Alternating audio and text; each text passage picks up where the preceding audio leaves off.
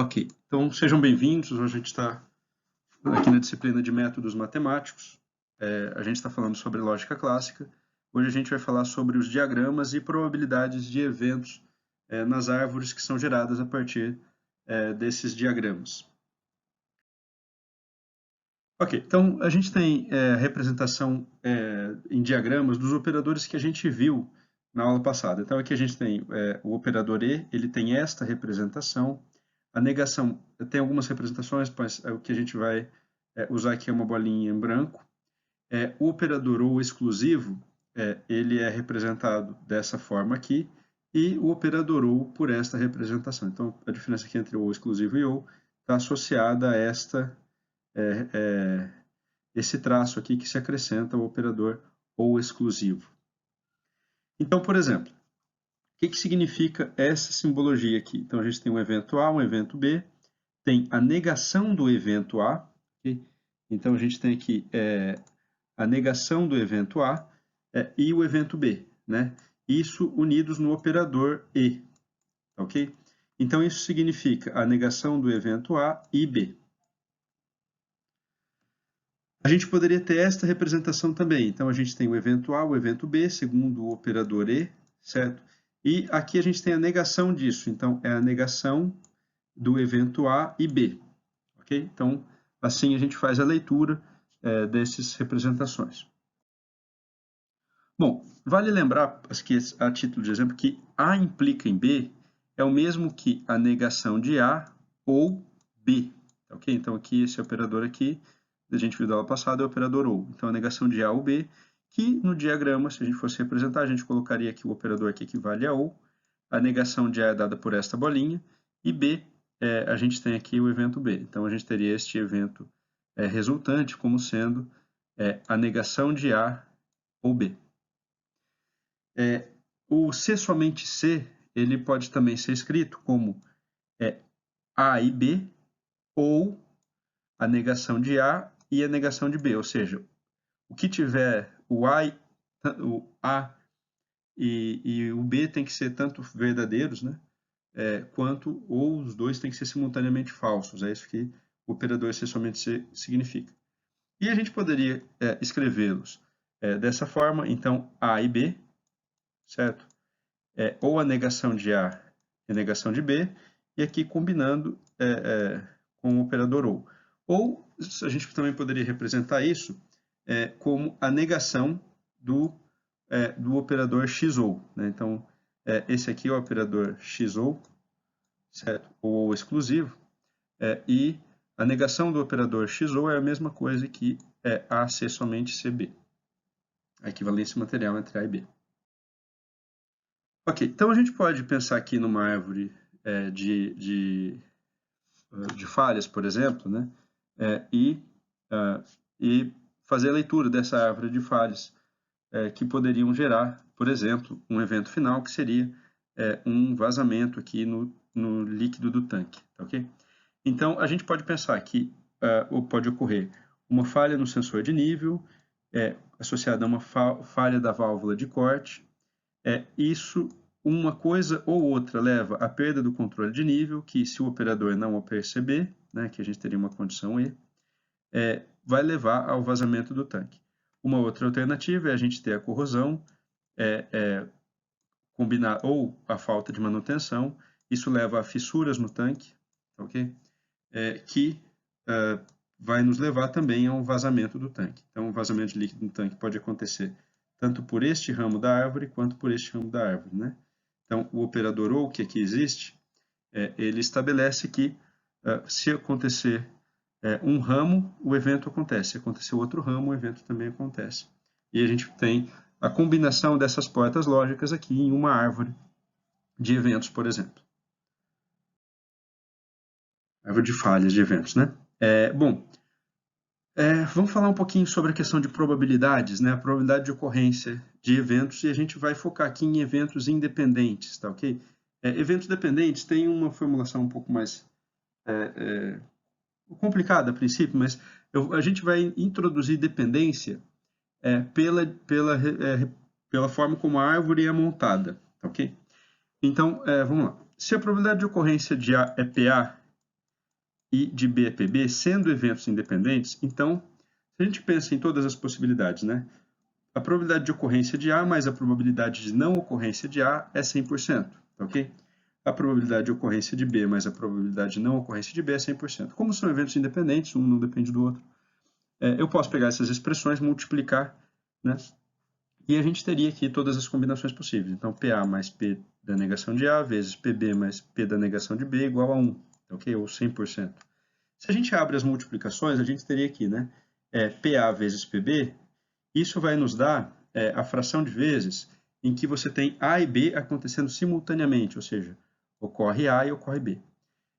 PA mais P da negação de B vai formar a probabilidade de ocorrência de A e a negação de B, ou não acontecendo B.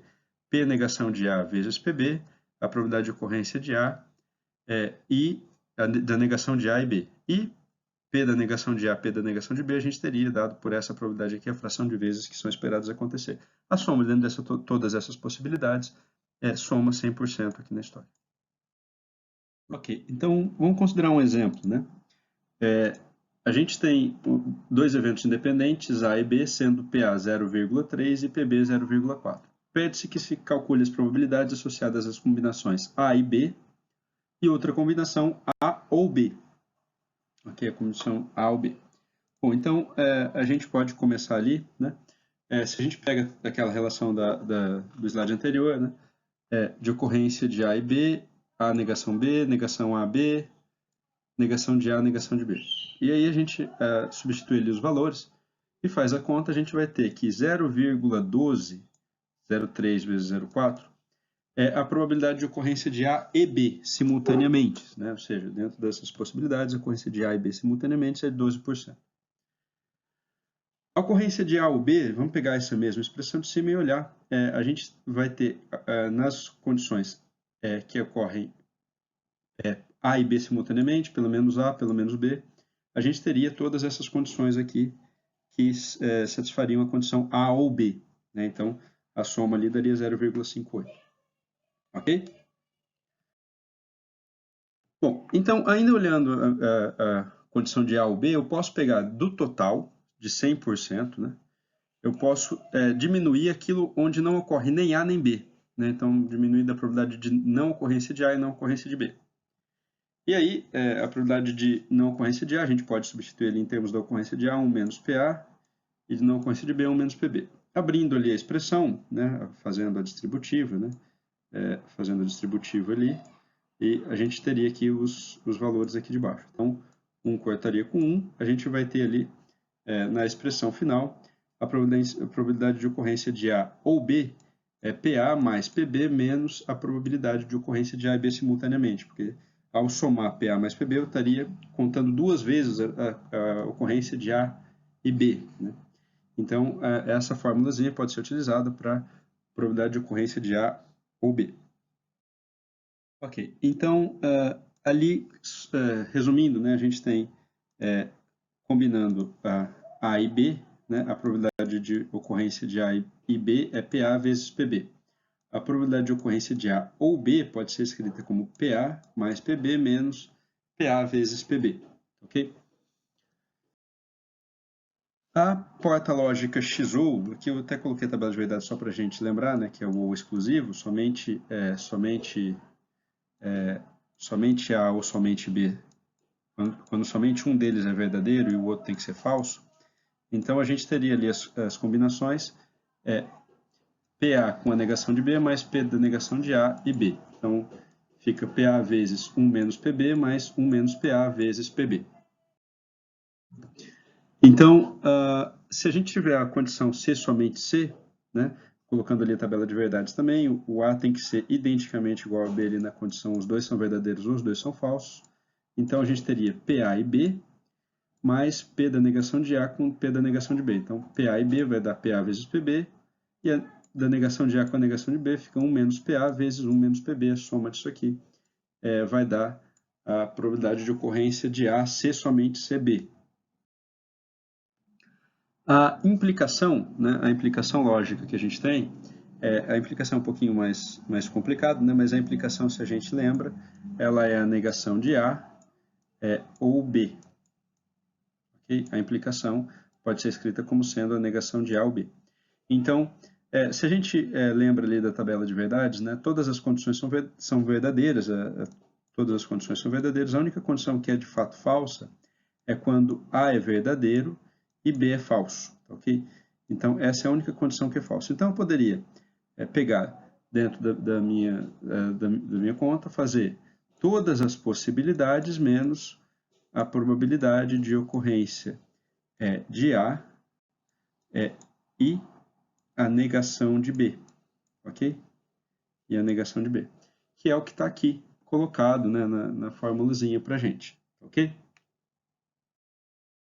Então, falando ali sobre as leis da lógica, né, eu vou destacar apenas aqui, a gente já viu isso, mas eu vou destacar apenas a associativa e a distributiva. Né? Então, e a absorção. Né? Vou destacar a associativa, a distributiva e a absorção. A associativa é, se você tem apenas operadores E na história, e você tem parênteses aqui, você pode simplesmente mudar os parênteses de lugar, tá ok? Então, se são apenas operadores E na história, você pode mudar os parênteses de lugar. A mesma coisa se você tem operadores OU, né? Se você tem operadores OU, o parênteses está aqui entre B ou C, eu posso mudar ele para A ou B, ok? A distributiva, né? Se eu tenho A e B ou C, eu posso reescrever isso como A e B ou A e C. Uma coisa análoga para se eu tenho A ou B e C. Eu posso escrever isso como A ou B e A ou C. Ok? E a absorção, eu tenho ali que se eu tenho um evento A e A ou B, isso é a mesma coisa que A. Se eu tenho A ou A e B, isso é a mesma coisa que A.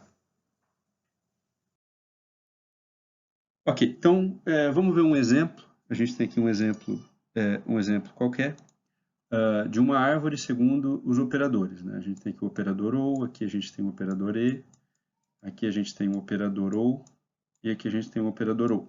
Ok? E a gente tem as probabilidades dos eventos iniciais. A, B, C, o C na verdade está aqui, D e E. Né? Então, a gente vai combinar o evento A com o evento B segundo o operador OU. E isso vai resultar no evento F. Okay? O evento F combinado com C vai resultar em G. Os eventos D e E combinados com o operador OU vão resultar em H, e G e H combinados com o operador OU vão resultar em I. Então, o que a gente faz aqui é simplesmente aplicar aquelas fórmulas que a gente viu nos eventos anteriores de acordo com a árvore que é apresentada. Então, por exemplo, vamos dar sequência aqui. Né? A ocorrência do operador F, a gente tem A e B, segundo o operador OU, vai ser a probabilidade de A mais a probabilidade de B menos a probabilidade deles combinados. Isso vai dar 0,24, ou seja, a probabilidade de ocorrência de F é 0,24.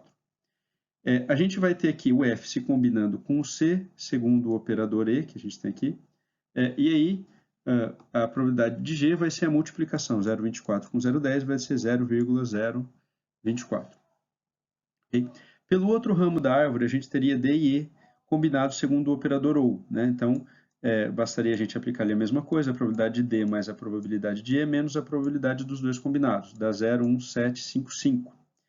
E aí, agora a gente vai combinar o H com o G, né, segundo o operador OU aqui na história, e a gente vai somar a probabilidade que a gente encontrou ali para o H, a probabilidade que a gente encontrou para o G, menos a multiplicação dessas probabilidades, o resultado final é 0,1952.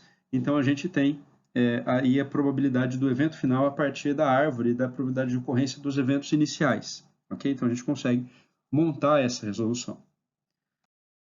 Ok. Então, uma forma alternativa da gente fazer é considerando ali a aproximação por Monte Carlo. Né? Então, a gente pode fazer uma geração estocástica de um grande número de eventos, considerando as variáveis binárias, né? Então, associada aos eventos A, B, C, D, né?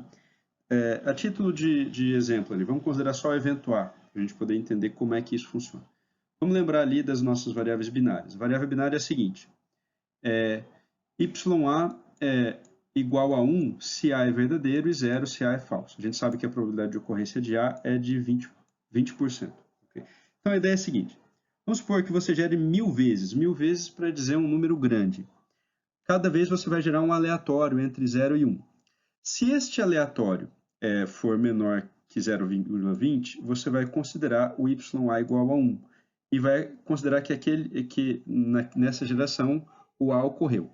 Se o aleatório for maior que 0,20, você vai considerar o YA igual a 0 e vai considerar que o aleatório não ocorreu.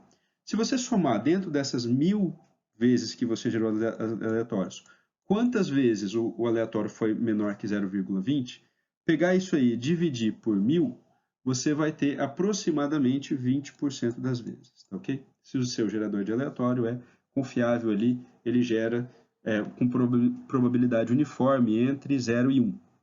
Então, com isso, a gente pode estender essa ideia para todos os eventos. Então, a gente vai gerar 1000 vezes, 10.000 vezes, 100.000 vezes, não sei, um grande número de vezes, suficiente para que a gente tenha uma confiabilidade ali no resultado. A gente poderia até calcular estatisticamente qual é o valor resultante do intervalo de confiança das médias que a gente vai estar obtendo, tá ok?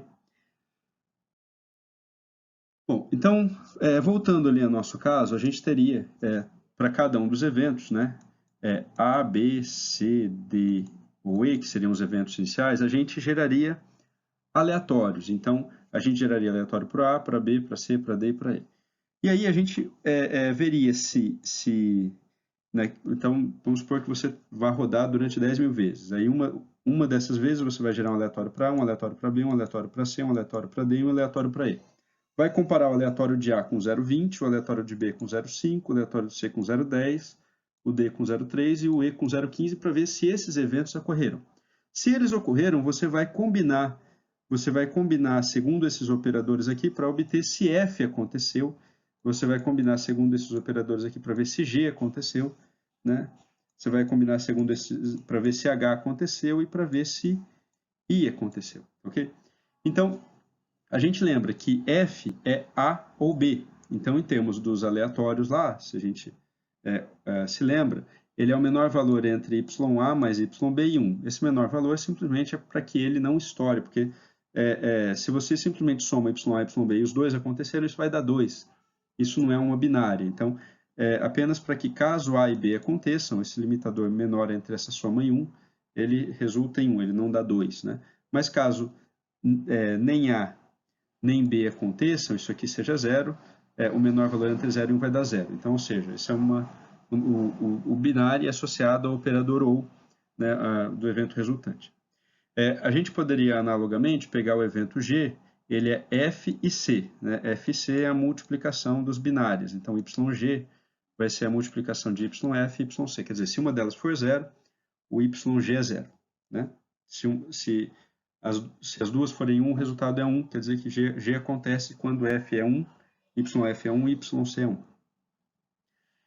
Aqui a gente teria a mesma coisa aqui para D e E, né? A gente vai ter o menor valor entre YD e YE e 1, e a gente vai ter aqui, associando isso ao YH. E aí, o evento final I é G ou H, né? Então você vai ter o menor valor entre G, a soma G e H, e 1, ok? Bom, então aqui a gente tem um pseudocódigo de como é que isso seria, né? Você tem aqui um N, um grande número de vezes, a gente define as probabilidades PA, B, C, D, então 0,20, 0,05, que está lá no slide anterior. Eu vou armazenar nesse número de vezes, K, o número de vezes em que o evento final I vai acontecer, ok? E que o evento final I vai acontecer. Então, o que a gente faz? Para cada uma dessas vezes, a gente inicializa as variáveis binárias como se os eventos não acontecessem e aí a gente gera um aleatório para comparar com o PA e pergunta se ele é menor que 0,20. Se é menor que 0,20, o Y aconteceu. A mesma coisa para o PB, se ele é menor que 0,5, se ele é menor que 0,5, o YB aconteceu, desculpa. E aí a gente faz isso para todos os eventos ali, né, para definir se cada um dos eventos ocorre. a gente calcula o YF, YG, YH, YI de acordo com as expressões que estão na slide anterior, em função dos Ys A, B, C, D, E. E aí a gente atualiza K igual a K mais YI, ou seja, o número de vezes em que o evento final aconteceu dentro desse universo de, aqui nesse exemplo, 10.000 ocorrências. A probabilidade final do evento I acontecer, ela é dada por K dividido por N. Ok? Por K dividido por N. Ou seja, o número de vezes em que o I aconteceu pelo número de simulações que a gente teve. Aqui a gente tem um exemplo, né, da rodada de via Monte Carlo, eu coloquei isso no Scilab. A gente rodei via Monte Carlo, esse exemplo, né, para 5 rodadas. Eu rodei 5 vezes, só para mostrar que cada resultado é um pouquinho diferente, porque são gerações aleatórias. Eu coloquei ali 40.000 pontos e a gente teve, né, 0,195, 0,19. A gente teve vários valores, a média ali entre todas essas ocorrências dá 0,195,49. O analítico que a gente obteve lá nos slides onde a gente mostrou pela álgebra booleana é o 0,195,2.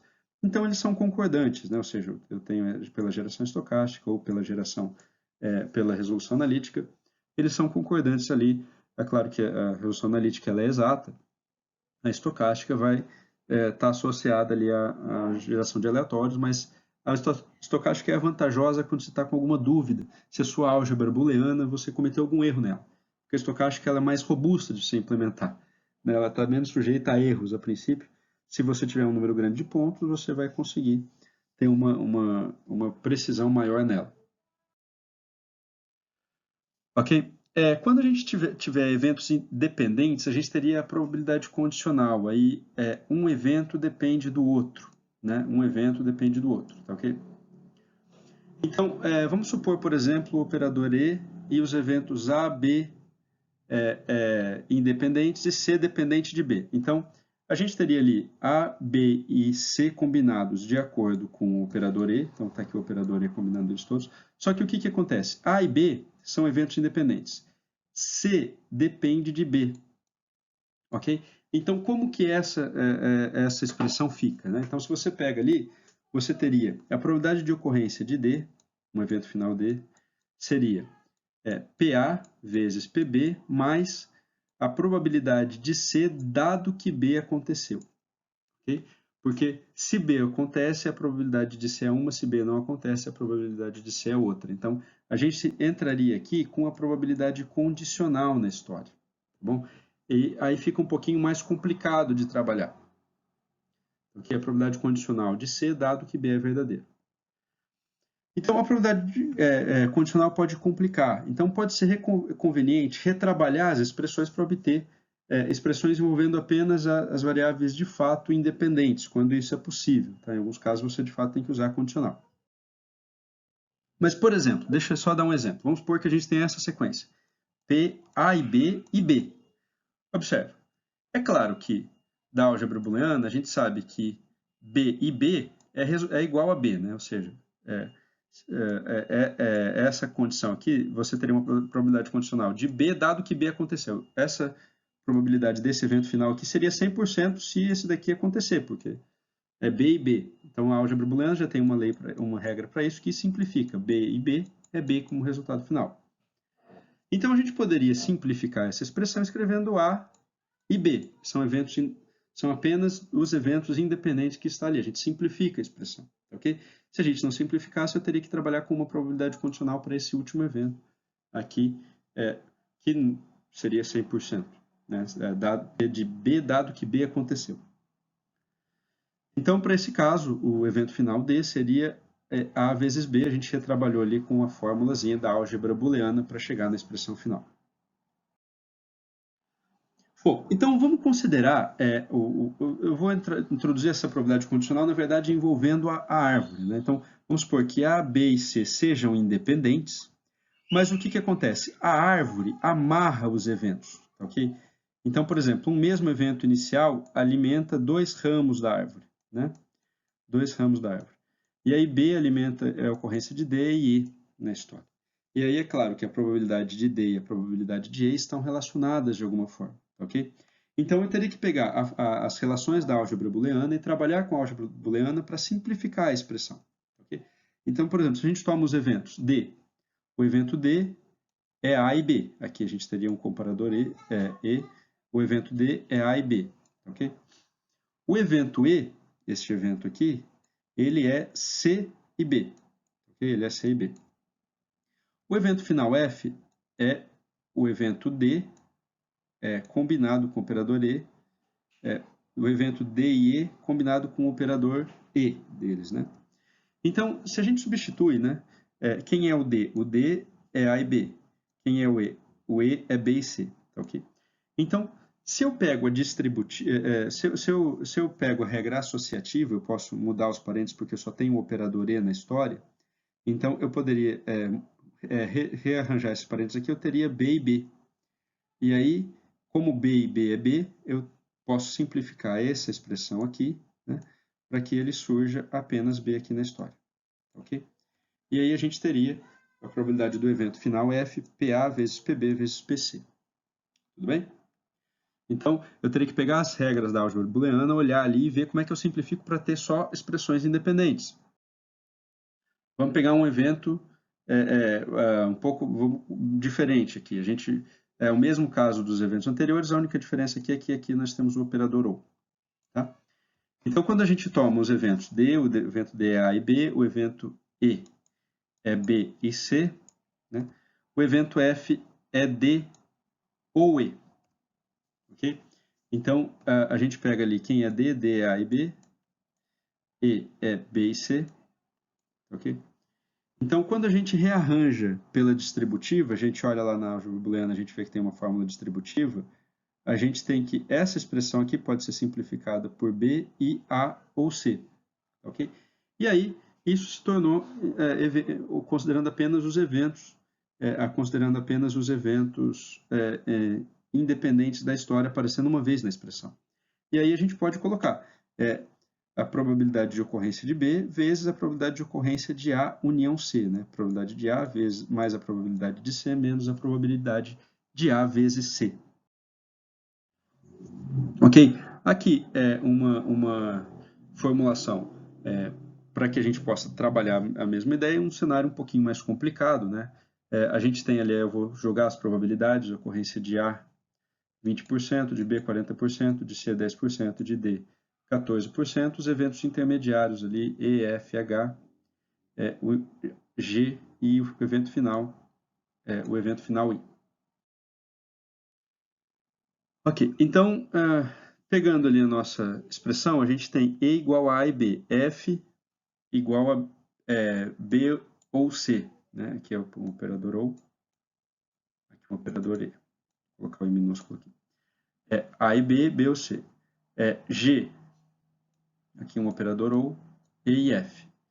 Então, IH, segundo o operador E, C e D. A gente tem o B, por exemplo, ele alimenta tanto este ramo quanto este ramo, né? Tanto este ramo quanto este ramo. A gente teria o evento final I, que é a combinação de G e H. Então, se a gente começa ali trabalhando com o que a gente viu da lógica booleana, né? Nós temos que G é igual a E ou F. Quem é E? E é A e B, né? E é A e B. Então, pela distributiva, a gente pode expandir isso daqui. Se a gente olha lá a regra distributiva, a gente pode expandir essa expressão nessa expressãozinha aqui. Então, fica A ou F e B ou F. Okay? Então, aí eu vou substituir quem é F. Quem é F na história? F é B, B ou C. F é B ou C. E aqui eu fico com uma forma já de simplificar, porque observa, aqui eu tenho B ou B ou C. Todo mundo é operador OU, então pela associativa eu posso rearranjar esses parênteses que estão aqui envolvendo essa expressão aqui, né? E simplificar. Então observa que eu poderia remover esses parênteses porque é tudo operador OU, e isso aqui vai ser B. Aí a gente fica com essa expressão. A ou B ou C e B ou C. Então, observa que pela absorção, né, o A não vai fazer diferença na história, porque eu tenho A ou um determinado evento que é combinado, que é B ou C, e B ou C. Então, isso apenas, pela absorção, é B ou C, apenas, ok? Então, vamos só verificar se isso faz sentido. Vamos dar uma olhada aqui no ramo, nesse ramo da árvore aqui, envolvendo os eventos A, B e C no slide seguinte. Ok? Então, a gente olha nesse slide, a gente pergunta, isso faz sentido? Vamos dar uma olhada aqui, representando pelo diagrama de Venn, tá, ok? Como se fossem conjuntos. Então, você tem A e B sendo representado pela interseção entre A e B na história, e B ou C sendo representado pela interseção, pela união ali de B ou C. Então, o que acontece? B ou C sobrepõe A e B. Então, no final das contas, A e B, ou B ou C, fica apenas B ou C. Ok? Indo pelo outro ramo da árvore aqui, que envolve a combinação do G com o H, né? Então, a gente tem que o evento final I é G ou H, né? Que é o que está aqui. Então, quando a gente abre ali, o G a gente já demonstrou que é B ou C, e o H é C e D, ok? É C e D. Então, a gente consegue rearranjar isso aqui pela associativa, né? Então, observa que a gente tem ou aqui, né? Então, eu posso eliminar esses parênteses, porque são apenas operadores ou, e colocar um parênteses que vai daqui a aqui, ok? Que é o que está aqui embaixo. E aí, observa que o que a gente tem aqui, pela absorção, eu tenho C ou C e D. Então, pela absorção, isso aqui tudo é igual a C, né? Isso aqui tudo é igual a C, certo? Então, pela absorção, a gente tem isso aqui tudo igual a C, a gente tem B ou C. Nesse sentido, novamente, eu vou pegar só aqueles ramos da árvore que me interessam e a gente vai substituir ali. A gente tem o A já saiu da história, a gente tem simplesmente observando aqui G, né? E H a gente tem os conjuntos D, B e C, né? Se fosse equivalente ao diagrama de Venn. Então, a gente tem C e D aqui representados, certo? E B ou C sobrepondo ali os conjuntos C e D, certo? Então, a gente tem que B ou C ou C e D, isso aqui é a mesma coisa que escrever B ou C. Então, apenas para completar ali, né, o que a gente viu é que o evento final ele é definido apenas pela combinação dos eventos B ou C, né? Então, o evento final I, B ou C, então a probabilidade do evento final I é PB mais PC menos PB vezes PC. Se a gente substituir os valores de 0,4 e 0,10 para B e C, né, a gente vai ter a probabilidade do evento final I sendo de 0,46. Okay? Rodando via Monte Carlo, né, implementando isso no Celeb, rodando via Monte Carlo, a gente tem ali valores para 5 rodadas diferentes, cada uma dessas rodadas com 40 mil vezes que foi gerados os eventos. A média ali da ocorrência do evento final I dá 0,46109, que é bem perto ali do valor exato obtido pela solução analítica do problema, ok? Bom, essa aqui é a bibliografia que está ali citada, né? Existem outros livros sobre lógica booleana que vocês podem analisar, mas aqui está a bibliografia citada. Obrigado por terem assistido ao vídeo.